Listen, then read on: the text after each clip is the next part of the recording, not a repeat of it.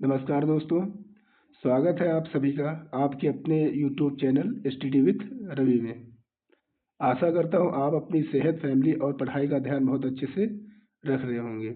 अगर आप SSC, railway, bank या किसी भी वन डे एग्जाम की तैयारी कर रहे हैं तो ये वीडियो आपके लिए बेहद महत्वपूर्ण होने वाली है।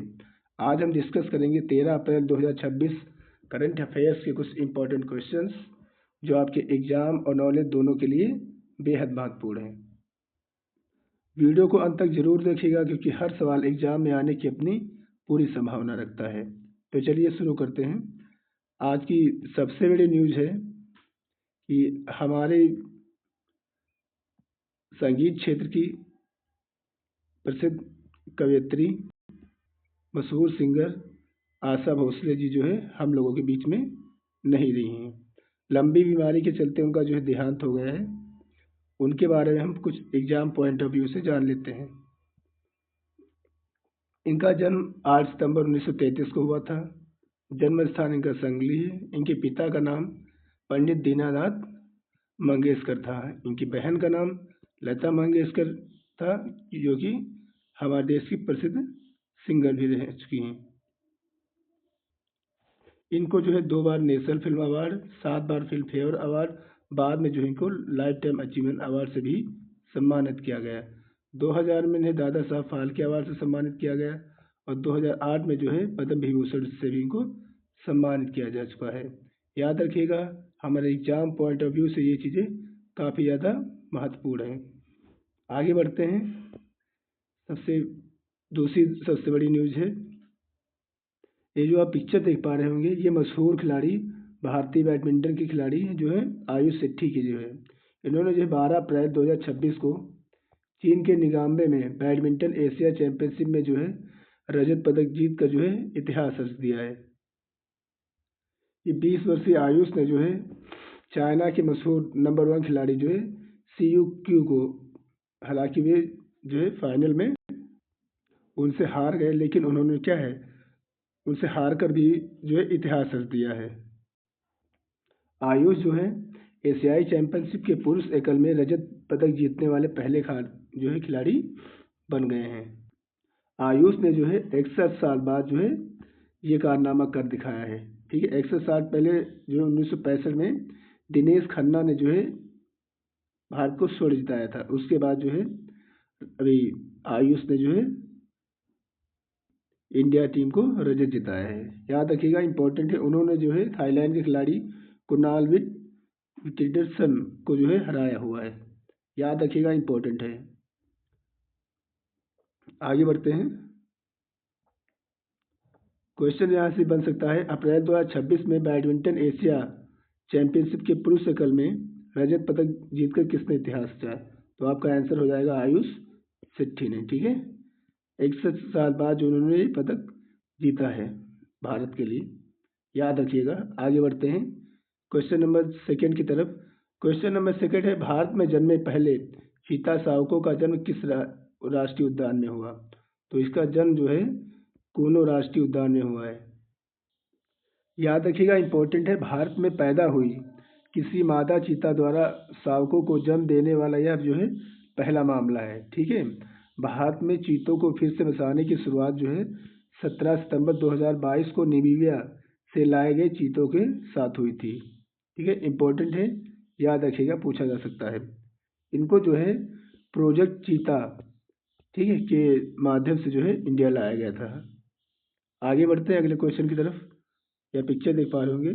अगला क्वेश्चन है, वर्ष 2026 में महात्मा ज्योतिबा राव फुले की कौन सी जयंती मनाई गई? तो ये मनाई गई 199 नंबर की इनकी जयंती मनाई गई। ठीक है, याद रखिएगा, इंपॉर्टेंट है।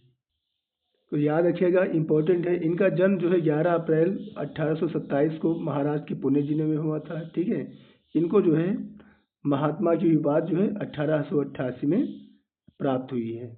ठीक है, इन्होंने 1848 में अपनी पत्नी सावित्री बाई फुले के साथ मिलकर लड़कियों के लिए जो है पहला जो है इन्होंने स्कूल खोला हुआ था। बाद में 24 सितंबर 1873 को जो है महाराष्ट्र में सत्यशोधक समाज की भी स्थापना की थी।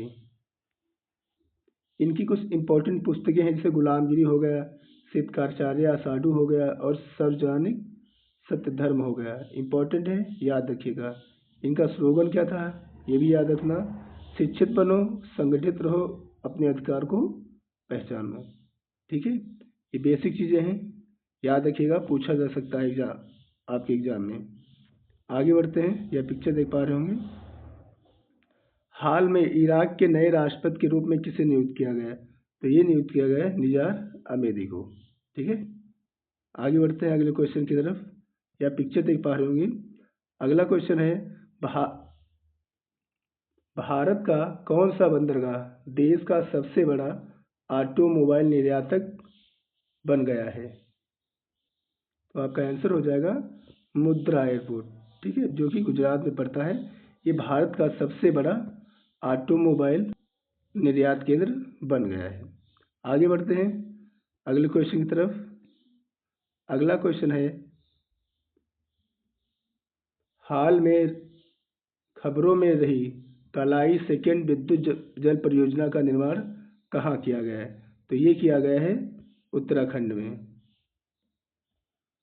अरुणाचल प्रदेश में किया गया है। ठीक है, इस योजना का जो सबसे बड़ा जो उद्देश्य है वो है रिन्यूएबल एनर्जी को जो है बढ़ाना।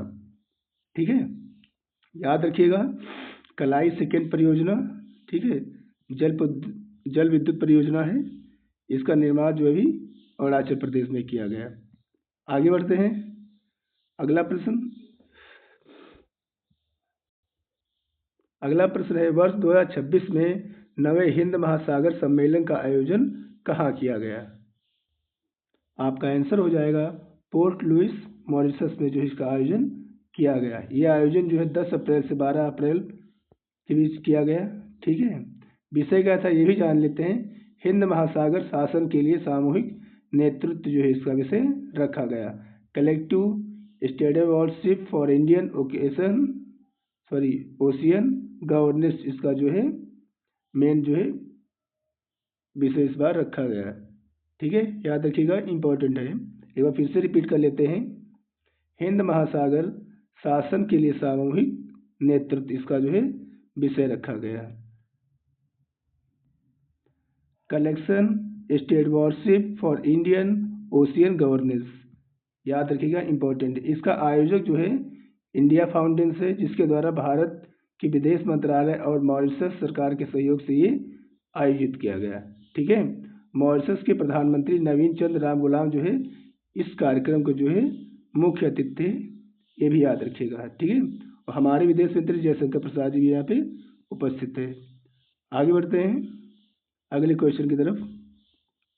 अगला क्वेश्चन है, रग्बी प्रीमियर लीग 2026 के दूसरे संस्करण का आयोजन कहाँ किया गया? आपका आंसर हो जाएगा हैदराबाद। ठीक है, याद रखिएगा, इंपॉर्टेंट है। इसका आयोजन जो है हैदराबाद के गिचबाउली स्टेडियम में किया गया, जो कि 16 से 28 जून तक होने वाला है। यह प्रतियोगिता जो है रग्बी के 7S प्रारूप में खेली जाएगी। इसमें टोटल 6 टीमें पार्टिसिपेट करेंगी और इसका जो पहला संस्करण जो है मुंबई में किया गया था, ये भी याद रखिएगा, इम्पोर्टेंट है। आगे बढ़ते हैं अगले क्वेश्चन की तरफ।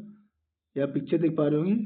अगला क्वेश्चन है, हाल में भारत के सबसे बड़े उम्रदराज टेस्ट क्रिकेटर का 96 वर्ष की आयु में निधन हो गया, उनका क्या नाम था? तो आपका आंसर हो जाएगा CD गोपीनाथ। इनका जो है हाल ही में 9 अप्रैल 2026 को जो है देहांत हो गया है। ठीक है, ये जो है 1952 में इंग्लैंड के खिलाफ भारत की पहली जीत दर्ज करने वाली टीम का जो है हिस्सा भी रह चुके हैं। इंपॉर्टेंट है, याद रखिएगा। ठीक है,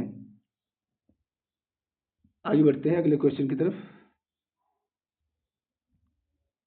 या पिक्चर देख पा रहे होंगे। अगला क्वेश्चन है हमारा, हाल में भारत के संविधान का नवीनतम संस्करण किस भाषा में जारी किया गया? तो आपका आंसर हो जाएगा सिंधी। इसे जो है भी भारतीय संविधान का नया संस्करण जो है सिंधी भाषा में जारी किया गया। इसको जो है भारत के केंद्रीय कानून मंत्री अर्जुन राम मेघवाल ने जो है जम्मू विश्वविद्यालय में जारी किया। ठीक है, और यह डोगरी भाषा में संविधान का पहला अनुवादित संस्करण है। सॉरी, सिंध भाषा में। सिंधी भाषा को जो है भारतीय संविधान की 8वीं अनुसूची और 15वीं भाषा के रूप में स्थान दिया गया है। मूल संविधान 1950 में जब संविधान लागू हुआ था तब 8वीं अनुसूची में केवल 14 भाषाएं थी। सिंधी वह पहली भाषा थी जो है जिसे बाद में संशोधन के माध्यम से जोड़ा गया था। याद रखिएगा, इम्पोर्टेंट है। ठीक है, और ये पिक्चर आप देख पा रहे हो सीपी राधाकृष्णन ने जो इसका भी दिल्ली में जो है नवीनतम संस्करण किया हुआ है। आगे बढ़ते हैं अगले क्वेश्चन की तरफ। एक ही T20 अंतर्राष्ट्रीय मैच में 9 विकेट लेने वाली पहली महिला क्रिकेटर कौन बन गई हैं? तो ये बन गई हैं लौरा कार्डोसो। इन्होंने जब एक मैच में 9 विकेट लिए हैं। ठीक है, ये ब्राज़ील की तरफ से खेलती हैं। इनकी आयु जो ही 21 वर्ष है। याद रखिएगा, यह पिक्चर देख पा रहे होंगे। ठीक है, ब्राज़ील की 21 वर्षीय ऑलराउंडर है लौरा कार्डोसो ने एक ही मैच में जो है 9 विकेट लिए हैं। ठीक है, और ये कारनामा करने वाली विश्व की पहली प्लेयर ये बन गई हैं। आगे बढ़ते हैं अगले क्वेश्चन की तरफ। अगला क्वेश्चन है, निम्न में से किस दिन हर साल सियाचिन दिवस मनाया जाता है? तो आपका आंसर हो जाएगा 13 अप्रैल। आज ही के दिन 13 अप्रैल 1984 को भारतीय सेना ने दुनिया के सबसे ऊंचे युद्ध क्षेत्र में जो है सियाचिन ग्लेशियर पर नियंत्रण पाने के इतिहास में ये ऑपरेशन शुरू किया था। वहाँ पे जो है हमारी सेना ने विजय हासिल की थी। तभी से जो है हम लोग जो है 13 अप्रैल को सियाचिन दिवस के रूप में मनाते हैं। इम्पोर्टेंट है, याद रखिएगा। और इसको कंप्लीट करने के लिए कौन सा ऑपरेशन जो है चलाया गया था, वो भी याद रखना, ऑपरेशन मेघदूत। ठीक है भैया, इम्पोर्टेंट है, एग्जाम पॉइंट ऑफ व्यू से याद रखिएगा। आगे बढ़ते हैं। ठीक है, यह पिक्चर देख पा रहे होंगे। ठीक है, सियाचिन डे जो है हम लोग 13 अप्रैल को मनाते हैं। ऑपरेशन मेघदूत के माध्यम से जो है ये किया गया था। कुछ इंपॉर्टेंट ऑपरेशन हम भी जान देते हैं जी। ठीक है, एग्जाम पॉइंट ऑफ व्यू से 1948 में जो है ऑपरेशन पोलो चलाया गया था, जो कि हैदराबाद सियासत को भारत संघ में मिलाने के लिए पुलिस कार्रवाई की गई थी। दूसरा हमारा था ऑपरेशन विजय, जो कि 1961 में चलाया गया, जो गोवा, दमन और दीव को पुर्तगाली कब्जे से मुक्त कराने के लिए किया गया। ठीक है, फिर हमारा आ जाता है ऑपरेशन मेघदूत 1984। ठीक है, दुनिया के सबसे ऊंचे युद्ध क्षेत्र सियाचिन ग्लेशियर पर नियंत्रण पाने के लिए चलाया गया था। फिर हमारा एक ऑपरेशन आ जाता है 1988 में, ऑपरेशन कैक्टस। मालदीव में तख्ता पलट की कोशिश को नाकाम करने के लिए भारतीय सेना ने जो है ये ऑपरेशन किया था।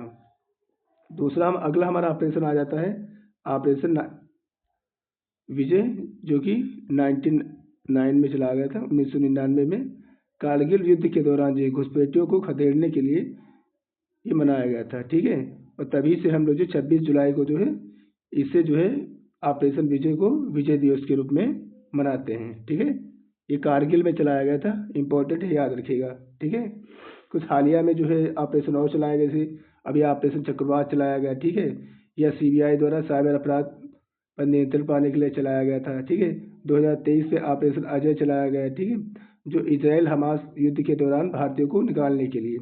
फिर अभी 2023 में एक और चलाया गया था ऑपरेशन कावेरी, या गृह युद्ध से जूझ रहे सूडान में भारतीयों को निकालने के लिए चलाया गया। वो ऑपरेशन दोस्त भी चलाया गया था 2023 में तुर्की और सीरिया के बीच में। और फिर ऑपरेशन गंगा 2022 में रूस यूक्रेन युद्ध के दौरान जो भारतीय छात्रों को वहाँ से निकालने के लिए चलाया गया था। ठीक है, इम्पोर्टेंट है, याद रखिएगा।